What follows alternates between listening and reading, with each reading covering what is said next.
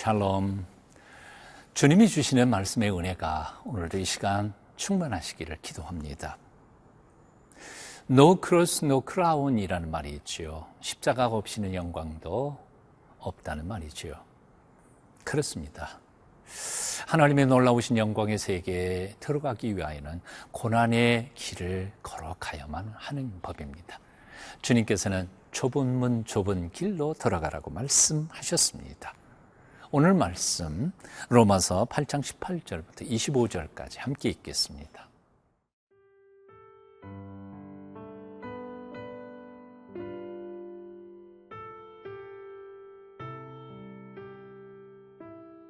로마서 8장 18절에서 25절 말씀입니다. 생각하건대 현재의 고난은 장차 우리에게 나타날 영광과 비교할 수 없도다.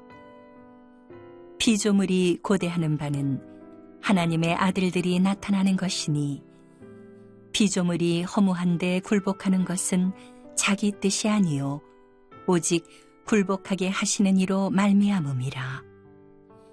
그 바라는 것은 피조물도 썩어짐의 종노릇한 데서 해방되어 하나님의 자녀들의 영광의 자유에 이르는 것이니라.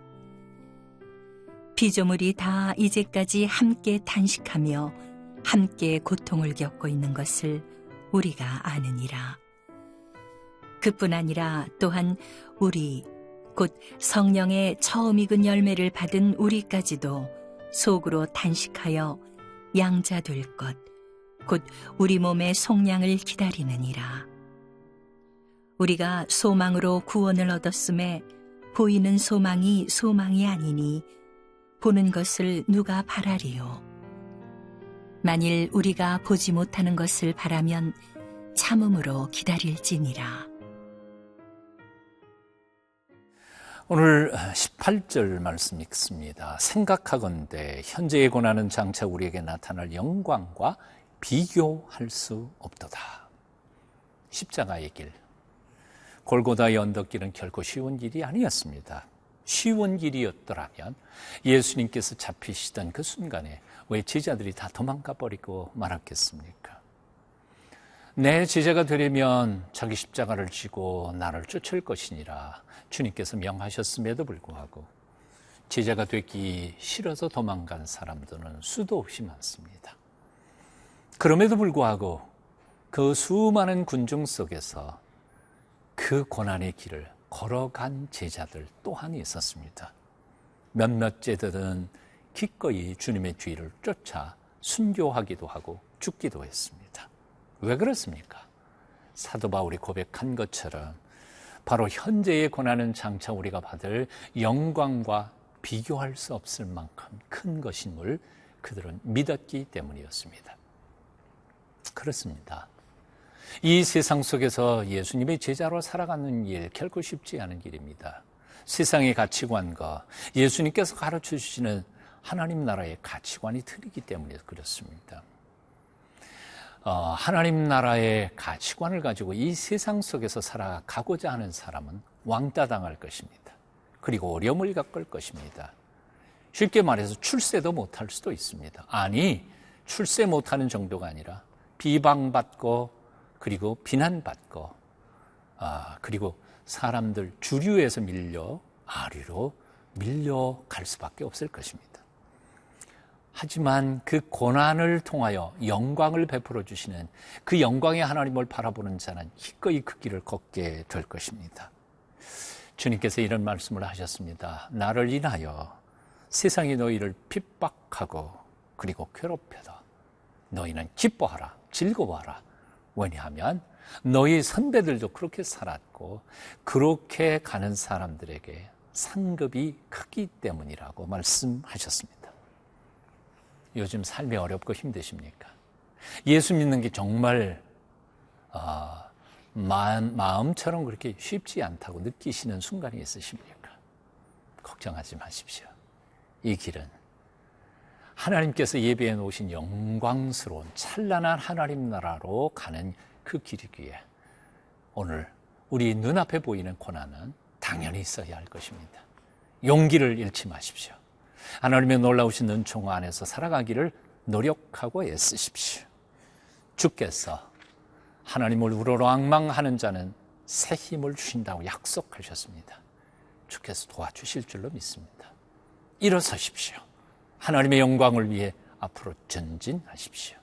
하나님의 평강이 여러분과 함께 하시기를 축원합니다.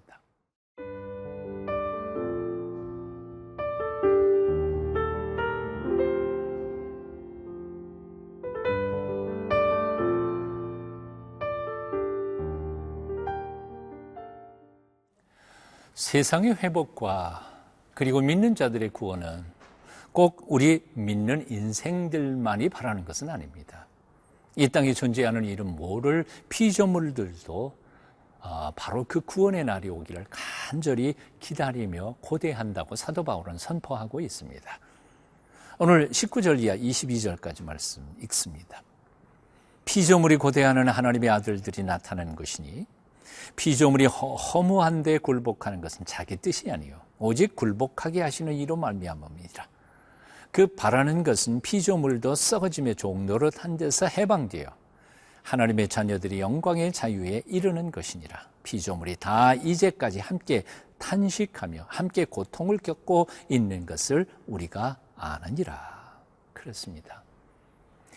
장차 온 세상의 구원을 받고 회복되며 하나님의 거룩한 자녀들이 하나님의 형상대로 회복을 받는 그것은 꼭 하나님의 형상대로 지음을 받은 인생들만을 위한 것은 아닙니다. 온 세상 전체가 지금 인간이 죄로 말미암아 신음하고 있고 고통당하고 있고 죄에 매여서 어려움을 겪고 있습니다.